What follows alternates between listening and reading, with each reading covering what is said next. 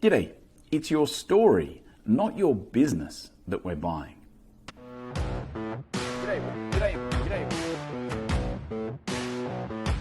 Now, you've probably heard me tell this story, dare I say it, over the years in many different ways, many different formats, but the reality is it is true today more than ever, perhaps.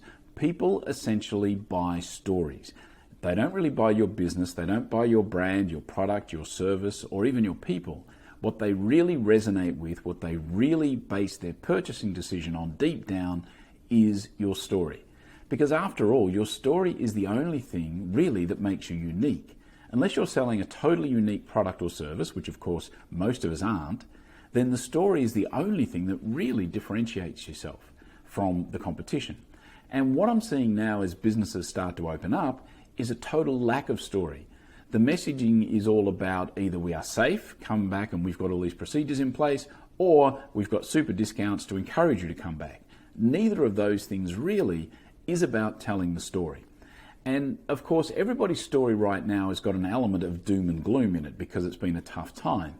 But you need to make sure you minimize the amount of doom and gloom. You don't avoid it because it's part of your real story and it's part of everybody's real story. But I think we've had enough doom and gloom. So by all means, make it part of your story. And I think you should to make your story authentic.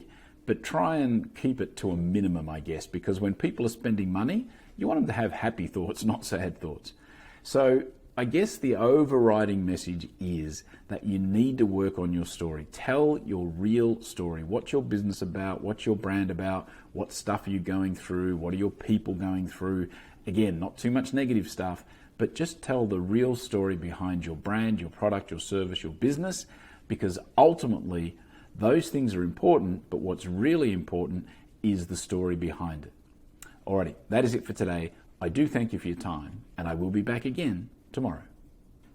See ya.